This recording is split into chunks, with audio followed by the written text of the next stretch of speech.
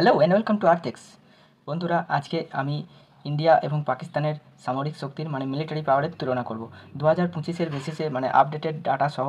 এই তুলনাটি হবে কমপ্লিট, একদম কম্পিটিশান, যেখানে আর্মি, নেভি, এয়ারফোর্স এবং অত্যাধুনিক যেসব মিসাইল আছে বা এক্সট্রা কিছু এজ কারো কাছে থাকলে সেটি নিয়েও আমরা তুলনা করব। এখন যুদ্ধের প্রাক্কালে, যেখানে অলরেডি কালকে নিউজ এসেছে যে এলওসি বরাবর বিভিন্ন পোস্টে পাকিস্তান সেনাবাহিনী আক্রমণ করেছে ভারতে, এবং ভারতও আর্মি তার জবাব দিচ্ছে। সেরকম পরিস্থিতিতে ভারত চেষ্টা করছে যে নেভি এবং এয়ারফোর্সের সাহায্যেও পাকিস্তানকে চারিদিক থেকে ঘিরতে। তাই আমাদের এয়ারক্রাফট ক্যারিয়ার বিক্রান্ত এখন আরেবিয়ান সিতে অপারেট করছে।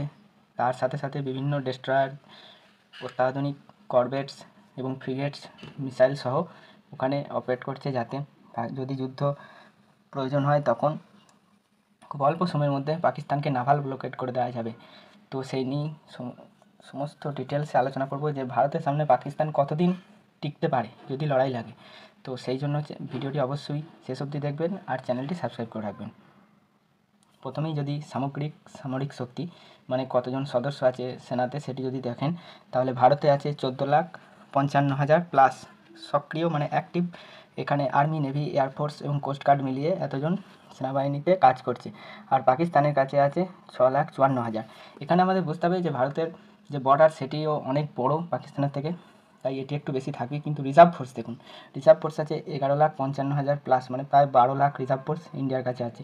পাকিস্তানের কাছে মাত্র 5 লাখ রিজার্ভ ফোর্স। এছাড়া প্যারামিলিটারিতে তো অন্য লেভেলে আছে। প্যারামিলিটারি বলতে বোঝায় সিআরপিএফ, বিএসএফ, এরকম 8 বাহিনী কনস্টেবল যেগুলো আছে, যেখানে নিয়োগ হয় তারাই প্যারামিলিটারি আন্ডারে আসে। তো এই টোটাল প্যারামিলিটারির সংখ্যা হচ্ছে 25,27,000। আর পাকিস্তানের কাছে মাত্র 5 লাখ প্যারামিলিটারি আছে। এবার যে কোনো যুদ্ধ জয় করার জন্য সবথেকে বেশি প্রয়োজন হয় হচ্ছে বাজেট, মিলিটারি বাজেট। ভারত এক বছরে মিলিটারির জন্য 78.7 বিলিয়ন ইউএস ডলার, এটা হচ্ছে ইউএস ডলারের চিহ্ন, ভারতীয় রুপিতে নয়, ইউএস ডলারে খরচা করে। আমি এখানে বলে রাখি, 1 বিলিয়ন ইউএসডি সমান হবে, যদি 85 টাকা রেটে ধরেন, তাহলে হবে 8,500 কোটি। এটা হচ্ছে 1 বিলিয়ন ইউএস ডলার। তার এর সঙ্গে যদি 8,500 কোটি দিয়ে গুণ করেন, তাহলে তত পরিমাণ টাকা এক বছরে খরচা করে মিলিটারি বাজেটে ইন্ডিয়া। অন্যদিকে পাকিস্তানের 10 ভাগের 1 ভাগ মিলিটারি বাজেট, 7.64, খুবই কম, 10 ভাগের থেকেও কম। এক বছরে পাকিস্তান এই পরিমাণ খরচা করে। পারমাণবিক অস্ত্র সমান আছে, যেটি দেখতেই পাচ্ছেন, 160টি করে আছে উভয় দেশের। পাকিস্তান 165 লেখা আছে, কিন্তু আমি এখানে বলে রাখছি যে ইন্ডিয়ার নিজেদের পারমাণবিক যে আর্সেনাল, অ্যাক্টিভ আর্সেনাল, তার সংখ্যা অনেক বাড়িয়েছে, এখন এটি 80+ হয়ে গেছে। এ নিয়ে বিভিন্ন রিপোর্টও প্রকাশ করেছিল।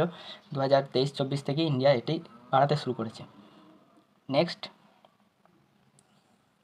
এটিও একটি সামগ্রিক তুলনা, যেখানে বিমান এবং ট্যাঙ্কের সংখ্যা নিয়ে তুলনা করা হয়েছে। এই যে গ্লোবাল র্যাঙ্ক, ফায়ার পাওয়ার ইন্ডেক্সে ইন্ডিয়ার র্যাঙ্ক হচ্ছে 4th, আর পাকিস্তানের বর্তমান র্যাঙ্ক 9th নয়, 12th। পাকিস্তান 12 নম্বর স্থানে আছে। প্রথম আছে আমেরিকা, 2 নম্বর চায়না, 3 নম্বর রাশিয়া, 4 নম্বর আমাদের ভারত। নেক্সট, ভারতের কাছে কতগুলি ট্যাঙ্ক আছে, 100+ ট্যাঙ্ক আছে। অন্যদিকে পাকিস্তানের কাছে ট্যাঙ্ক আছে 3700 মতো।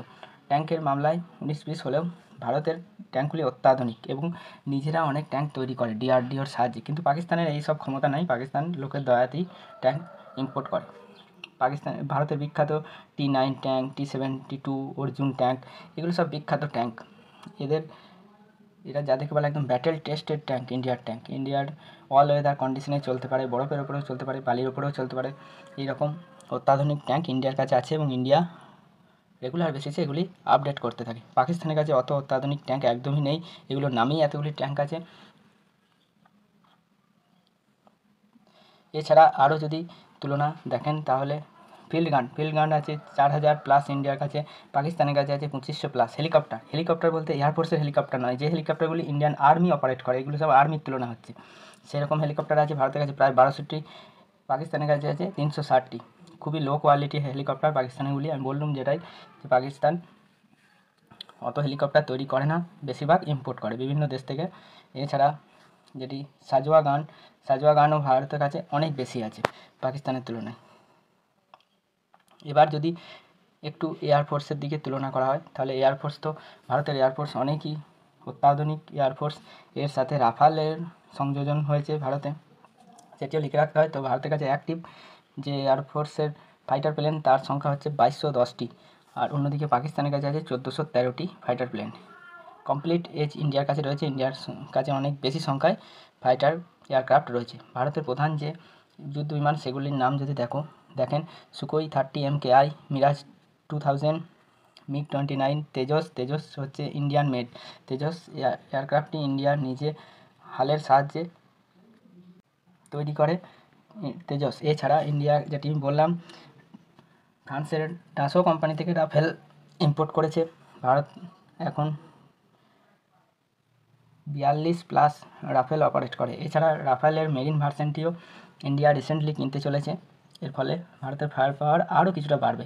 এছাড়া হেলিকপ্টার, অ্যাটাক হেলিকপ্টারের মধ্যে দেখুন অ্যাপাচে AH-64, MI-35, MI-17 রুদ্র, আর পাকিস্তানের কাছে AH-1, কোবরা, Z-10 এইসব হেলিকপ্টার অপারেট করে। AEWC এটা হচ্ছে এক ধরনের রাডার সিস্টেম, যেটি বিমানের সাহায্যে লাগিয়ে নিয়ে চালায়। সেই ধরনের বিমান কতগুলি আছে বা সেই ধরনের বিমানের নাম এখানে লেখা আছে। এয়ারফোর্সের ক্ষেত্রে যদি আমি বলি, পাকিস্তানের কাছে দুটি ভালো এয়ারক্রাফট আছে, যেটি হচ্ছে J-17 থান্ডার। এই এয়ারক্রাফটটি হচ্ছে অবশ্যই 5th জেনারেশনের এয়ারক্রাফট। এটি চায়না থেকে পাকিস্তানকে দান করেছে, হ্যাঁ। আর F-16 USA দিয়েছে। F-16 স্পিড খুবই ভালো। F-16 রিসেন্টলি ব্যাঙ্গালোরে এসেছিল যে এয়ার শোতে, এবং সেখানে পার্টিসিপেট করেছিল। সেখানে ভারত খুব ভালোভাবে এটির যে অপারেটিং স্টাইল এই সমস্ত কিছু অবজার্ভ করেছে। আশা করি এটাকে ডাউন করতে খুব একটা প্রবলেম হবে না। এছাড়া F-17 যেটা, এর মধ্যে এটি 5th জেনারেশন এয়ারক্রাফট হলেও এর সুনাম সেরকম নেই, কারণ অনেক কিছু গণ্ডগোল বা টেকনিক্যাল গণ্ডগোল এর মধ্যে দেখা যায়। এর জন্য F-17 পাকিস্তান ছাড়া আর কোনো দেশ, পাকিস্তান এবং চায়না নিজে তৈরি করেছে, চায়নাতে অপারেট করবে, এছাড়া আর কোনো দেশ অপারেট করে না। তো এই ছিল। এবার হচ্ছে নেভির তুলনা। নেভি হচ্ছে এমন একটা জায়গা যেখানে কমপ্লিটলি ডমিনেট করে ইন্ডিয়া। এমন একটাও জিনিস নেই নেভির ব্যাপারে যেটা পাকিস্তানের কাছে আছে, ভারতের সমানও নেই, মানে তুলনাই হয় না। 5 গুণ ভালো ইন্ডিয়ান নেভি, পাকিস্তান নেভির সাথে কোনো তুলনাই হয় না। সেটা এয়ারক্রাফট ক্যারিয়ারের সংখ্যাই হোক, ডেস্ট্রয়ারের সংখ্যাই হোক, যাই হোক, ডেস্ট্রয়ার তো নেই পাকিস্তানের কাছে, ডেস্ট্রয়ার নেই, অ্যাক্টিভ ডেস্ট্রয়ার আর নেই, দেখুন লেখা আছে সীমিত। অন্যদিকে ভারতের মোট জাহাজ আছে 295টি, পাকিস্তানের কাছে 114টি। এয়ারক্রাফট, এটা হচ্ছে বিমানবাহী জাহাজ, মানে এয়ারক্রাফট যেখান থেকে এয়ারক্রাফট ক্যারিয়ার, যেখান থেকে এয়ারক্রাফট লঞ্চ করবে এবং যে কোনো জায়গায় গিয়ে অপারেট করতে পারবে। এটা একটা ইন্ডিয়াকে ফ্লেক্সিবিলিটি দেয় যে অনেক দূরে গিয়ে, সমুদ্র তট থেকে অনেক দূরে গিয়ে, ধরুন এখান থেকে গিয়ে সাউথ আমেরিকায় একটা অপারেশন করবে, সেটিও ইন্ডিয়া যখন খুশি করতে পারে। এয়ারক্রাফট ক্যারিয়ার থাকলে তবেই সেটাকে বলে ডিপ ওয়াটার বা ডিপ ব্লু নেভি। এটা পাকিস্তান নেভি কখনোই নয়। পাকিস্তান নেভি কখনোই ইন্ডিয়ান নেভির তুলনাই হয় না, কমপ্লিট করতেই পারবে না। অন্যদিকে ডেস্ট্রয়ার, ভারত এছাড়াও 14টি ছাড়াও এই বছরই INS সুরাট এবং আরও 2-3টি ডেস্ট্রয়ার নিজেদের কমিশন করতে চলেছে বা 2-1টি করেছেও। আর পাকিস্তানের কাছে ডেস্ট্রয়ার নেই।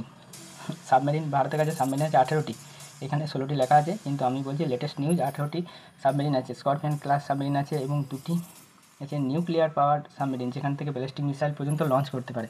এরকম একটি সাবমেরিন INS আরিহান্ত, সেটি এই মুহূর্তে, যেটি লেটেস্ট নিউজ, সেটি আরবিয়ান সিতে অবস্থান করছে।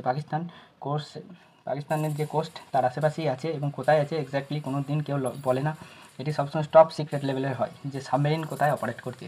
এই ভারতের কাছে আছে 2টি এমন সাবমেরিন যার মাধ্যমে নিউক্লিয়ার যে বোম সেটিও মারা যায় এবং ব্যালিস্টিক মিসাইলও নিক্ষেপ করতে পারবে। আর অন্যদিকে পাকিস্তানের কাছে মাত্র 5 থেকে 8টি পুরনো আগস্টা ক্লাস সাবমেরিন আছে।